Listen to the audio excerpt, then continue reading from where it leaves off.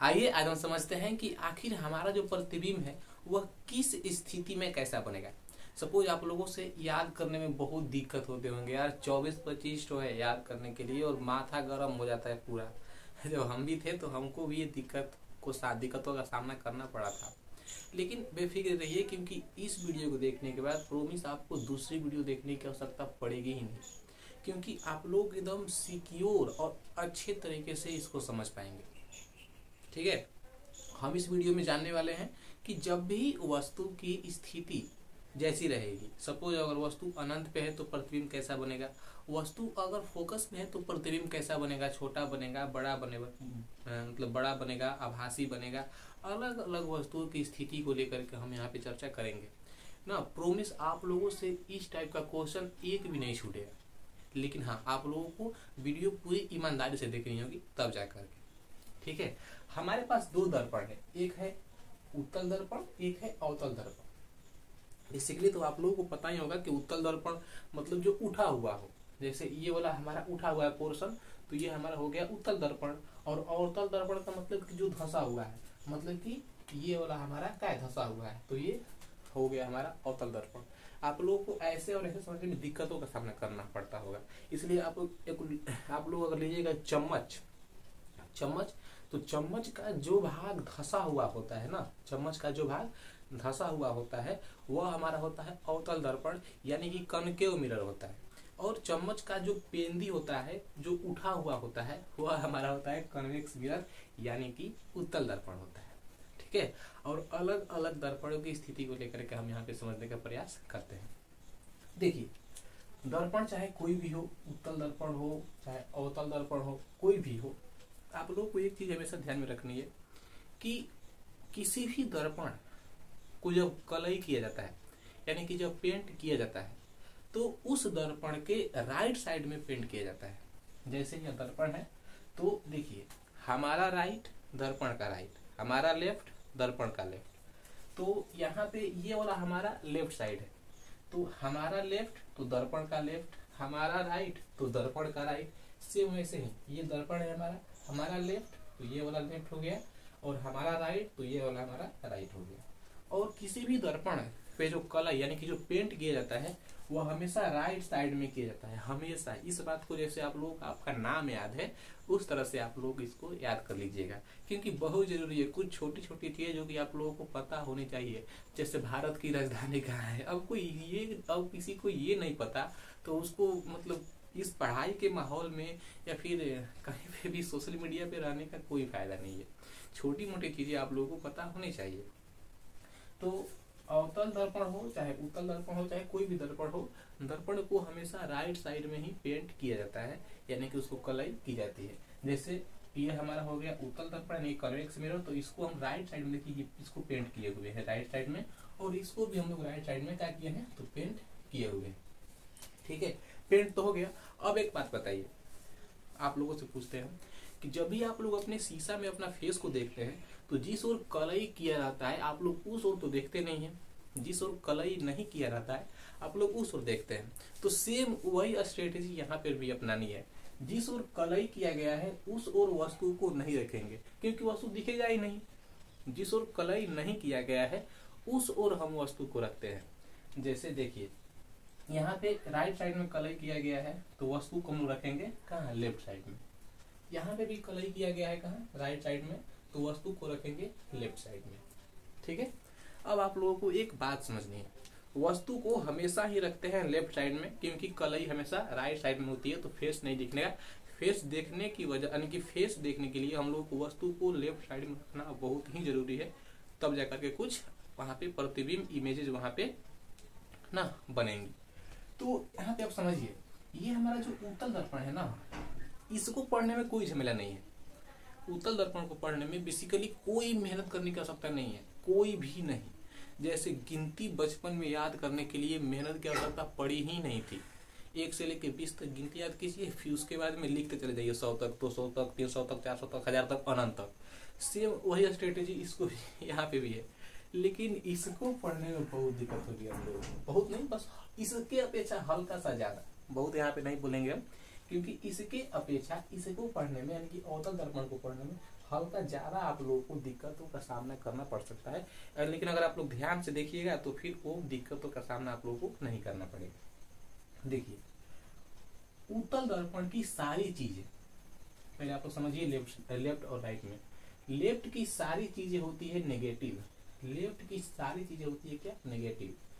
Left की सारी चीज, चाहे वो अवतल दर्पण की हो, चाहे वो उत्तल दर्पण की हो, चाहे वो कन्वेक्स मिरर की हो, चाहे वो कॉन्केव मिरर की हो, किसी भी मिरर की हो, हमेशा ही जब हम लोग जिस ओर प्रतिबिंब को रखते हैं उस ओर हमेशा नेगेटिव होता है। ध्यान दीजिएगा, लेफ्ट साइड में कलाई नहीं किया गया है, यहाँ पे लेफ्ट साइड में कलाई नहीं किया गया है, तो लेफ्ट साइड हमेशा क्या होगा, नेगेटिव होगा। ठीक है, जिस ओर पेंट करते हैं, जिस ओर पेंट किया जाता है वो हमारा होता है पॉजिटिव, यानी कि धनात्मक। जिस ओर प्रतिबिंब को रखते हैं ना लेफ्ट साइड में, यानी कि वो हमारा होता है क्या, नेगेटिव, यानी कि ऋणात्मक। और जिस ओर कलई करते हैं वो हमारा होता है ना पॉजिटिव, यानी कि धनात्मक। अब आप लोगों को समझ में आएगा बेसिकली एकदम अच्छे तरीके से। प्रतिबिंब हमेशा लेफ्ट साइड में रहेगी, प्रतिबिंब हमेशा लेफ्ट साइड में रहेगी। ये हमारा हो गया कॉन्वेक्स मिरर, यानी कि उत्तल दर्पण। इसको आप लोगों को पढ़ने में दिक्कत नहीं होंगे, बेसिकली हम लोग इसको समझते हैं। इसमें ना वस्तु हमेशा ही लेफ्ट साइड में रखाएगा। अब बताइए तो आप लोग, इसका फोकस दूरी, सेंटर ऑफ कर्वेचर, अनंत, पोल सब राइट साइड में है। तो उत्तल दर्पण में सभी चीजें प्लस में होती है, यानी कि धनात्मक में होती है, पॉजिटिव साइड में होती है। चाहे वो उसका इसका मुख्य अक्ष हो, वक्रता त्रिज्या हो, मुख्य बिंदु हो, ध्रुव हो ना, अनंत हो, सभी चीजें क्या होंगी, तो धनात्मक में होगी। क्यों? क्योंकि उत्तल दर्पण हो चाहे अवतल दर्पण, कलई हमेशा करते हैं राइट साइड में, वस्तु रखते हैं लेफ्ट साइड में। अब देखिए, यहाँ पे ये जो उत्तल दर्पण है इसका सभी क्या होता है, धनात्मक होता है। सपोज पोल भी इसका धनात्मक होगा, यानी कि पॉजिटिव होगा, फोकस भी धनात्मक होगी, सेंटर ऑफ कर्वेचर भी ना पॉजिटिव होगा इसका। अब एक बात बताइए कि यहाँ पे हम वस्तु को यहाँ पे रखेंगे तो पर भी प्रतिबिंब इधरे बनेगा, यहाँ पे रखेंगे तो प्रतिबिंब इसके पीछे बनता है, मतलब अंदर बनता है, प्रतिबिंब इसके अंदर बनता है। आप लोग चम्मच में लेकर के देखिएगा, चम्मच का जो धसा हुआ भाग होगा ना, जैसे ये वाला, इसमें आप लोग का प्रतिबिंब उल्टा बनेगा। आपका ऐसे है, आंखिया लगेगा कि यहाँ पे है, तो सर यहाँ पे मतलब ऐसे दिखाई देना चाहिए, लेकिन चम्मच के धसा हुआ भाग में आप लोग का सर यहाँ पे दिखाई देगा, नीचे उल्टा हो जाता है प्रतिबिंब वहां पे। लेकिन चम्मच का जो भाग पीछे वाला होता है उसमें देखने पर हमारा प्रतिबिंब एकदम सटीक दिखता है, इमेज एकदम प्योर भाग दिखता है, सटीक। तो यहाँ पे जो उत्तल दर्पण हो गया, उत्तल दर्पण में सभी चीजें क्या होती है, पॉजिटिव साइड में होती है। और उत्तल दर्पण में प्रतिबिंब आप लोग कहीं भी रखिए, कहीं भी प्रतिबिंब आप लोग कहीं भी रखिए, यहाँ पे तो कुछ है नहीं, ना पोल है, ना फोकस है, ना यहाँ पे अनंत है, ना यहाँ पे सेंटर ऑफ कर्वेचर है, कुछ भी नहीं है यहाँ पे।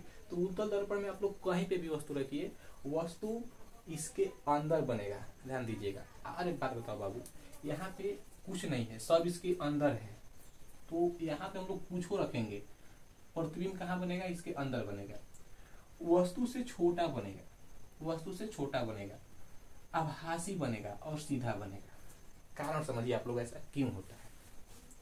हमारे पास एक वस्तु है इतनी बड़ी, ठीक है, एक ये हमारी वस्तु हो जाएगी, तो जो प्रतिबिंब बनेगा ना वह इतना ही बनेगा, क्योंकि उत्तल दर्पण ऐसे उठा हुआ भाग होता है।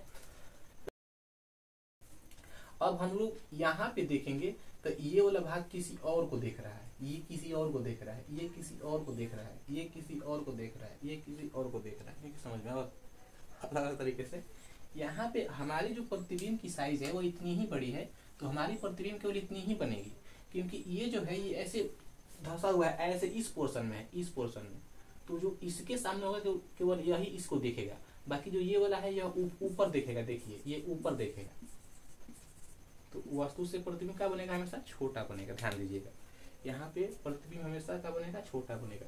छोटा बनने के साथ साथ आभासी भी बनेगा और सीधा बनेगा। जब भी आभासी प्रतिबिंब आएगा तो वहां पे आप लोग याद रखिएगा कि सीधा प्रतिबिंब बनेगा ही बनेगा, ठीक है। उत्तल दर्पण में आप लोग को कोई मेहनत नहीं करनी है, बस वस्तु उत्तल दर्पण में जहां भी रहे, जहां भी रख, उत्तल दर्पण अगर बोलेगा कि उत्तल दर्पण में बताओ प्रतिबिंब यहाँ पे है तो प्रतिबिंब कैसा बनेगा, तो बस एक लाइन में प्रतिबिंब सीधा बनेगा, आभासी बनेगा वस्तु से छोटा बनेगा और दर्पण के पीछे बनेगा। बस इतना ही आप लोग याद करना है। इसमें मेन झंझट आप लोगों को इसको पढ़ने में।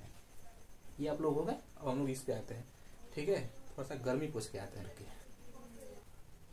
अब आइए समझते हैं अवतल दर्पण के बारे में। आप लोगों ने उत्तल दर्पण समझ लिया, अब समझते हैं अवतल दर्पण को, यानी कि कनकेव मिरर को। देखिए आप लोगों को ना कुछ चीजें याद करनी पड़ेंगी, थोड़ा सा आप लोगों को भेजा लगाना पड़ेगा, अपने दिमाग का इस्तेमाल करना पड़ेगा। कारण यह है क्योंकि ये बहुत थोड़ा सा क्रिटिकल टॉपिक बन जाता है ना, इसी कारण से। अब देखिए आप लोगों को कुछ चीजें समझनी पड़ेंगी, जो अगर आप लोग समझ लीजिएगा तो फिर आप लोगों को पूरा प्रतिबिंब चुटकी में आ जाएगा। चुटकी में बोलते हैं सही में, अगर समझ लेंगे तब। देखिए जब वस्तु अनंत पे रहेगा, समझिएगा ध्यान से, जब वस्तु अनंत पे रहेगा तो प्रतिबिंब फोकस पे बनेगा। जब वस्तु अनंत और कर्वेचर के बीच में रहेगा तो प्रतिबिंब कर्वेचर और फोकस के बीच में बनेगा। जब वस्तु कर्वेचर पे रहेगा तो प्रतिबिंब ठीक कर्वेचर पे बनेगा। जब वस्तु फोकस पे रहेगा तो प्रतिबिंब अनंत पे बनेगा। जब वस्तु फोकस और पोल के बीच में रहेगा तो प्रतिबिंब दर्पण के पीछे बनेगा। समझ में आ गई? नहीं क्या आप लोगों को समझ में नहीं लगी? जब भी वस्तु बहुत दूर रहेगी, यानी कि अनंत पे रहेगी, कहाँ है किसी को पता नहीं, तो वहां पे जो प्रतिबिंब बनेगी, जो वहां पे इमेज बनेगी, वो फोकस पे बनेगी। आप लोगों को वही बात तो हम लोग बता रहे हैं कब से, कि जो वस्तु अनंत पे रहेगी प्रतिबिंब फोकस पे बनेगा। जो वस्तु अनंत और कर्वेचर के बीच में रहेगी, वस्तु कर्वेचर और फोकस के, यानी कि प्रतिबिंब कर्वेचर और फोकस के बीच में बनेगा। जब भी वस्तु सेंटर ऑफ कर्वेचर पे रहेगी, यानी कि वक्रता केंद्र पे रहेगी, तो वस्तु वक्रता केंद्र पर ही बनेगी। लेकिन जब वस्तु कर्वेचर और फोकस के बीच में रहेगी तो वस्तु प्रतिबिंब अनंत और कर्वेचर के बीच में बनेगा। जब वस्तु फोकस पे रहेगी तो वस्तु की प्रतिबिंब अनंत पे बनेगी। लेकिन जब वस्तु फोकस से आगे आएगी तो वस्तु का जो प्रतिबिंब है वह दर्पण के पीछे बनेगा। ठीक है, अब आप लोगों को ये सारी बातें समझ में आ गई होंगी। देखिए आप लोग वीडियो को पॉज कीजिए और ईमानदारी से 2 मिनट तक इसको आप लोग समझ लीजिए। अगर आप लोग इसको समझ लेंगे, प्रोमिस आप लोगों को पूरी इमेज चुटकी में याद हो जाएगी। बाबू समझिए पहले आप लोग इसको। ठीक है, अब देखिए समझिए, जब भी वस्तु अनंत पे रहेगा, अनंत का मतलब कि यह डॉट डॉट कहाँ तक गया है किसी को नहीं पता। जैसे आसमान में जो आप लोग तारे देखते हैं रात में, वह कहाँ है किसी को नहीं पता है, इसीलिए वो सब बिंदु की तरह दिखाई देते हैं। बिंदु की तरह, बिंदु मतलब एक जैसे लगता है कि नहीं वहां पे कोई स्टार है बिंदु सा, लेकिन तारे का आकार कितना बड़ा है, तारा कितना दूर है, किसी को पता नहीं है। सूर्य तो पृथ्वी से बहुत नजदीक है, ज्योग्राफिकल दृष्टि से अगर हम देखें तो 15 करोड़ किलोमीटर, कोई बहुत ज्यादा दूरी नहीं हो जाएगी वहां पे, बहुत नजदीक सूर्य है। सूर्य से बहुत विशाल विशाल तारे ब्रह्मांड में चक्कर लगा रहे हैं, किसी को पता नहीं कहाँ है, कहाँ से आए हैं। उस तरह से सूर्य बहुत मतलब छोटा बच्चा है कह सकते हैं ना। सूर्य के पास उतनी तापमान नहीं है। 5 अरब साल में सूर्य का प्रकाश पृथ्वी पर आना तुरंत बंद हो जाएगा, वहां पे आएगा ही नहीं। सूर्य मतलब कह सकते हैं छोटी को वहां पे बच्चा है। और इसके जैसे तारे बहुत सारे ब्रह्मांड में बिखरे हुए हैं, कैसे हैं, कितने बड़े हैं, किसी को पता नहीं है। अब समझिए आप लोग कि जब तारे जो हैं वो बहुत दूर रहते हैं तो पृथ्वी पर से केवल एक बिंदु के आकार के दिखते हैं, वो बिंदु के आकार के दिखते हैं। तो वही स्ट्रेटजी आप लोग को यहाँ पे भी फॉलो करनी है। जब वस्तु हमारी बहुत दूर है, यानी कि अनंत का मतलब कहाँ है किसी को पता नहीं, जब वस्तु बहुत दूर है यानी कि अनंत पर है, समझिए यहाँ पे है अनंत पर है। अब ये डॉट डॉट लाइन में कितना गैप है किसी को पता नहीं है। जब वस्तु अनंत पे है तो एक बिंदु की तरह आकृति बनेगी और वो भी फोकस पे बनेगी, बिंदु की तरह, समझिएगा ध्यान से। जब वस्तु अनंत पे रहेगी तो आकृति बिंदु के बराबर बनेगी, बिंदु के बराबर, ठीक है, डॉट के बराबर बनेगी, डॉट शेप में इमेज बनेगी वहां पे। ठीक है, क्योंकि कितना दूर है अनंत किसी को पता नहीं है, वस्तु जो बहुत दूर है तो बिंदु के शेप में वहां पे आपकी इमेज बनेगी। ठीक है, लेकिन उत्तल दर्पण में यानी कि कॉन्वेक्स मिरर में सारे प्रतिबिंब आभासी और सीधा बने थे, आभासी और सीधा बने थे। इसका जस्ट उल्टा अवतल दर्पण में सारे प्रतिबिंब वास्तविक और उल्टा बनेंगे, वास्तविक और उल्टा बनेंगे, ध्यान दीजिएगा, वास्तविक और उल्टा बनेंगे। वस्तु जब अनंत पे रहेगी तो फोकस पे प्रतिबिंब बनेगा, लेकिन एकदम बिंदु के बराबर, बिंदु के बराबर आप लोग को इस तरह से इस शेप में वहां पे इमेज बनेगी। ठीक है, बिंदु के बराबर वहां पे इमेज बनेगा। अब देखिए, जब भी वस्तु अनंत से धीरे धीरे आगे बढ़ेगी, जैसे कोई बहुत दूर है तो छोटा दिखाई देगा आप लोगों को, आप लोग अपने से नॉर्मल आप लोग एग्जाम्पल दीजिए कि कोई व्यक्ति बहुत दूर है तो बहुत छोटा दिखाई देगा, लेकिन जैसे जैसे वो आपके पास आएगा, ओह वो हमारी वाली है, मतलब कि जैसे वहां पे क्लियर दिखने लगता है, वहां पे नहीं आ रहा है, आ रही है, समझ में आ रही है। तो जैसे जैसे व्यक्ति नजदीक आता है उसका इमेज साफ दिखता है, बड़ा दिखता है ना, पहले उसके बराबर दिखेगा फिर बड़ा दिखेगा, उस तरह से आप लोग यहाँ पे समझनी है। तो जैसे जैसे यहाँ पे इमेज बहुत दूर था, कहाँ है किसी को नहीं पता है, तो वस्तु उसके जो प्रतिबिंब बनी थी वो फोकस में बनी थी लेकिन बिंदु के आकार की बनी थी और वास्तविक और उल्टा बनी थी। लेकिन जब वस्तु अनंत और कर्वेचर के बीच में रहेगी, अनंत और कर्वेचर के बीच में रहेगी, अनंत और वक्रता त्रिज्या के बीच में रहेगी, ठीक है, तो जो वस्तु की प्रतिबिंब बनेगी वह हमेशा इन दोनों के बीच में बनेगी, यानी कि कर्वेचर और फोकस के बीच में बनेगा। समझ में आ गई? अनंत पे तो फोकस पे लेकिन बिंदु बराबर, वास्तविक और उल्टा बना था। जो वस्तु अनंत और कर्वेचर के बीच में रही थी तो हमारी जो प्रतिबिंब बनी थी वो कर्वेचर और फोकस के बीच में बनी थी, वास्तविक और उल्टा बनी थी। लेकिन अब इमेज बड़ा है कि छोटा है कैसे पता चलेगा? तो छोटा है, क्योंकि अभी भी हमको नहीं पता है कि इस अनंत और कर्वेचर के बीच में वस्तु की स्थिति कहाँ है, किसी को नहीं पता है। तो वस्तु हमारी क्या है? छोटा, यानी कि वस्तु की प्रतिबिंब वास्तविक, उल्टा और छोटा बनेगा जब वस्तु अनंत और कर्वेचर के बीच में रहेगा तब, क्योंकि बहुत दूर है भैया, नहीं पता हमको। और हाँ, इसके सारे प्रतिबिंब दर्पण के सामने बनते हैं, यानी कि यही इसी शेप में बनते हैं, ठीक है। अब देखिए, जब वस्तु ठीक कर्वेचर पे रहेगी, जब वस्तु ठीक कर्वेचर पे रहेगी तो हमारी जो वस्तु की प्रतिबिंब बनेगी वह वस्तु के बराबर बनेगी, वास्तविक और उल्टा बनेगी, वास्तविक और उल्टा बनेगी, वास्तविक और उल्टा बनेगी।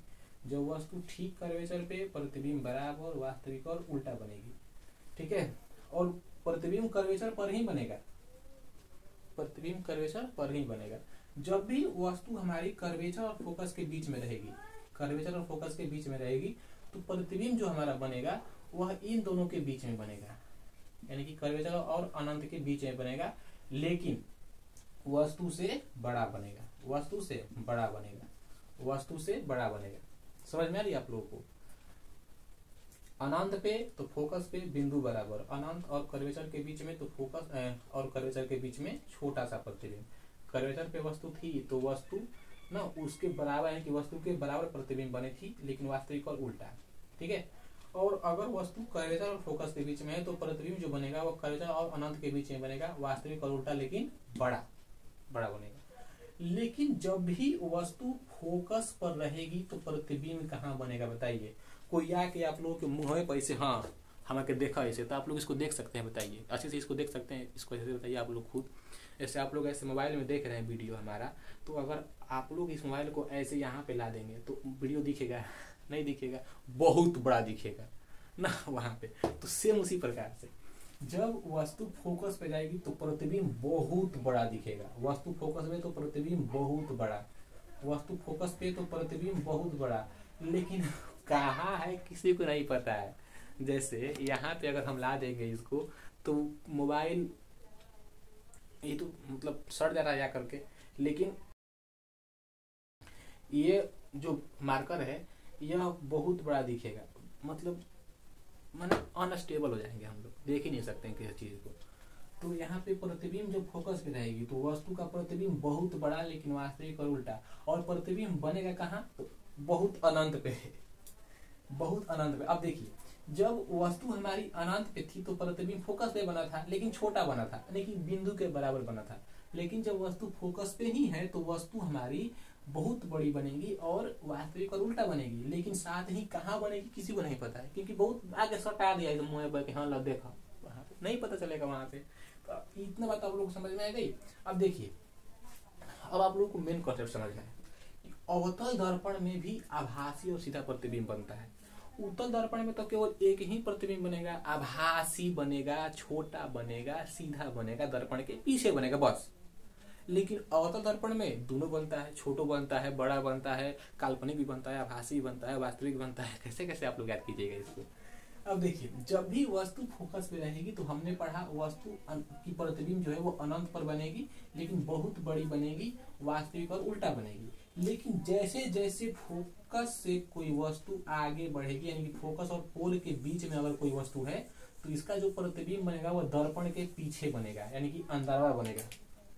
कहाँ बनेगा? तो दर्पण के पीछे बनेगा, यानी कि यहाँ पे अंदर बनेगा। ठीक है, यहाँ तक तो हमारी प्रतिबिंब वास्तविक और उल्टा बन रही थी, लेकिन जैसे ही प्रतिबिंब को फोकस और पोल के बीच में रखा गया तो वस्तु की जो प्रतिबिंब है वह दर्पण के पीछे बन गई, सामने नहीं। देखिए, सामने फोकस तक ही बनेगा, लेकिन जैसे ही प्रतिबिंब को फोकस और पोल के बीच में रखा गया तो प्रतिबिंब जो दर्पण के पीछे बन गई, और दर्पण के पीछे का प्रतिबिंब हमेशा ही सीधा और आभासी होता है। दर्पण के पीछे का प्रतिबिंब हमेशा ही सीधा और आभासी होता है। ठीक है, आप लोग इसको आंख बंद करके देखिए। मेन आप लोगों का कॉन्सेप्ट इतना ही है। अगर आप लोगों को इतना याद है तो बाबू तुरंत पकड़ में आ जाएगी। याद रखिएगा कि उत्तल दर्पण में हमेशा ही प्रतिबिंब वस्तु से छोटा बनेगा, दर्पण के पीछे बनेगा, क्योंकि दर्पण के उस साइड में, उत्तल दर्पण में कुछ नहीं होता है। यहाँ पे कहाँ कुछ है? कुछ नहीं है। कुछ का मतलब जैसे पोल फोकस दूरी, यहाँ पे कहाँ कुछ है? कुछ नहीं। वहां पर हम आप लोगों को दिखाए थे कि वस्तु नहीं कितनी दूर है तो वहां पे कितना कितना बनेगा। तो रियल में उत्तल दर्पण में लेफ्ट साइड में कुछ नहीं होता है, और उत्तल दर्पण में राइट साइड में कुछ नहीं, यहाँ पे कलई किया गया है। तो उत्तल दर्पण में हमेशा से ही प्रतिबिंब कहाँ बनेगा? दर्पण के पीछे बनेगा, छोटा बनेगा, आभासी बनेगा और सीधा बनेगा। लेकिन अवतल दर्पण में क्या होता है कि प्रतिबिंब आभासी भी बनता है, सीधा भी बनता है, वास्तविक भी बनता है, उल्टा भी बनता है। जब वस्तु अनंत पे रहेगी तो प्रतिबिंब अवतल दर्पण में फोकस पे बनेगा, लेकिन बिंदु के बराबर वास्तविक और सीधा बनेगा, दर्पण के सामने बनेगा।